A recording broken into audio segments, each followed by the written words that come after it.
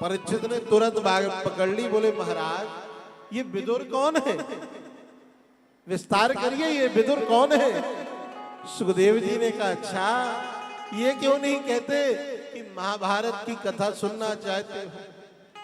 अरे विदुर का संबंध तो तुम्हारे पांडव वंश से है।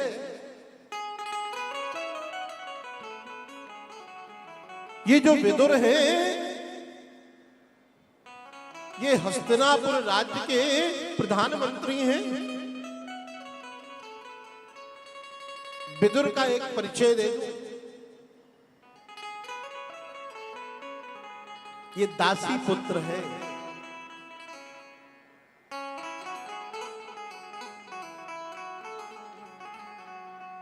पर व्यास जी की दृष्टि के तेज के प्रभाव से इनका जन्म हुआ।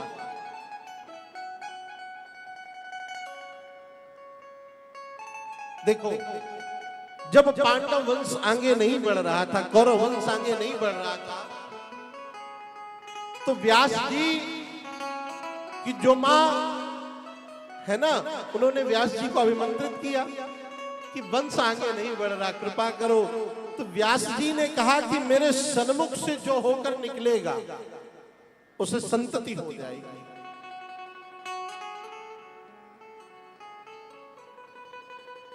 तो जो धृतराष्ट्र हुए ना, उनकी जो मैया थी वो आंखों में लज्जा के मारे पट्टी बांध करके उन्होंने कहा था कि नग्न अवस्था में निकले, निर्वस्त्र होकर के निकलेगी। तब तो उन्होंने आंखों में पट्टी बांध कर वह निकली, तो इसलिए धृतराष्ट्र हुए अंधे। दासी को कौन सी लज्जा, कौन सी मर्यादा, वह निकल गई, तो उसी के पुत्र हुए विदुर।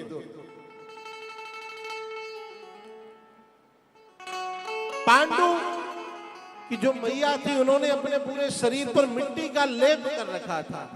जब वह निकली तो उन्हीं से फिर पांडु हुए, जो पीलिया रोग से ग्रसित थे पांडु। तो दासी पुत्र होने के कारण विदुर का बड़ा अनुशासन था, प्रधानमंत्री थे विदुर। पर कौरव और पांडवों के अपवाद में कौरवों को ऐसा प्रतीत हुआ कि ये जो विदुर है ना, ये पांडव का पक्ष ज्यादा लेते। लाछा ग्रह में जलने से भी विदुर ने ही बचाया था।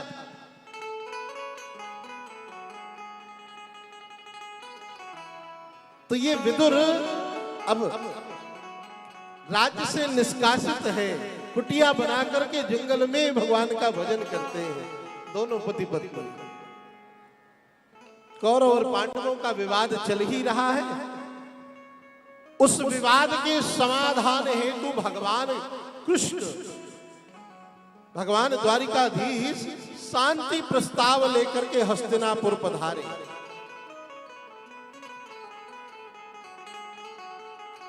शांति प्रस्ताव लेकर के जब पधारे तो विदुर काका के मन में भी दर्शन की अभिलाषा ने जन्म लिया कि हम भी गोविंद का दर्शन करें। शांति सभा बैठी है, गोविंद गए, भीष्म पितामह, दुर्योधन, द्रोणाचार्य, कृपाचार्य, धृतराष्ट्र सभी अभिवादन कर रहे हैं गोविंद का। और गोविंद ने प्रस्ताव रखा, शांति दूत बन करके गए हैं कि पांडवों को केवल 5 गांव दे दिए जाए। 5 गांव केवल पांडवों को आप दे दें, उतने में ही पांडव संतुष्ट हो जाएंगे।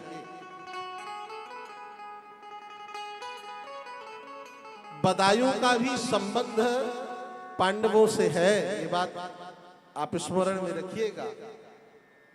ये हस्तिनापुर की किसी काल में राजधानी थी बदायूं।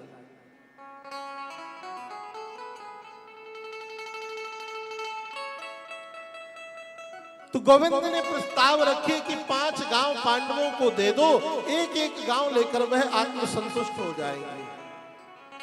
पर उसी सभा में दुर्योधन ने क्रोध के मारे अपने अभिमान के कारण कहा, सूचक्रे नैव दास्यामि बिना युद्धेन केशव, सुई की नोक बराबर भी जमीन नहीं दूंगा बिना युद्ध के। गोविंद ने कहा दुर्योधन तुम्हारी मति में पत्थर पड़ गया है, तुम जानते नहीं कि युद्ध की परिणति क्या होती है, युद्ध का परिणाम क्या होता है। हजारों माताएं निपुती हो जाएंगी, हजारों सौभाग्यशाली नारियां अपने सौभाग्य से हाथ धो लेंगी। युद्ध में युद्ध का परिणाम कभी अच्छा नहीं होता, युद्ध का परिणाम सदैव विकृत ही होता है। और तुम्हारी बड़ी इच्छा है युद्ध की, तो चलो अब युद्ध ही होगा। एक बात मैं निवेदन करूं, भगवान भी युद्ध ही चाहते हैं, क्योंकि जब भगवान द्वारिकाधीश ये प्रस्ताव लेकर के चलने के लिए आए पांडवों के मध्य से, तो द्रौपदी ने कहा कि केशव मेरा बड़ा अपमान हुआ है सभा में, अपने केशों को जब तक मैं कौरवों के रक्त से नहीं धुलूंगी तब तक मुझे संतुष्टि नहीं होगी। भीष्म पितामह ने अपनी भ्रकुटी को टेढ़ा किया, धृतराष्ट्र सभा में बैठे वो समझ गए कि शांति दूत से ऐसी वार्तालाप करना दुर्योधन का कर्तव्य नहीं है, कर्तव्य के विपरीत कार्य कर रहा है। तो दुर्योधन के हाथ को अपने हाथ में लेकर के उसकी मुट्ठी को दबाया, अरे कोई शांति दूत से ऐसी वार्ता करता है, बड़े प्रेम से बात करो। तुरंत पलट गया दुर्योधन, दुर्योधन तुरंत पलटी मार गया। दुर्योधन ने कहा अरे कहां केशव तुम युद्ध की बात करते हो, चलो मेरी मां गांधारी ने तुम्हारे लिए दिव्य भोजन बनाया है। भगवान ने कहा देखो भाई, किसी के घर भोजन 3 परिस्थितियों में किया जाता है। या तो खिलाने वाले के मन में भाव हो तब भोजन किया जाएगा, चलो भाव नहीं है तो प्रभाव हो कि बड़े ऊंचे पद में हो, कोई ऐसा व्यक्ति जो प्रभावशाली हो उसके घर भोजन कराए। और चलो ना भाव हो ना प्रभाव हो, अभाव हो किसी खाने वाले के पास तो खा लेता। पर सुनो दुर्योधन, तुम्हारे हृदय में ना भाव है, ना तुम्हारा कोई ऐसा प्रभाव है, और ना मेरे यहाँ कोई अभाव है। अरे भगवान के यहाँ कौन सा अभाव, साक्षात लक्ष्मी जिनके चरण दबाती हो उनके पास भी अभाव।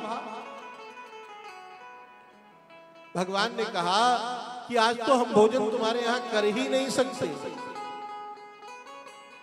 क्यों नहीं कर सकते? क्योंकि आज हमारा तो निमंत्रण है।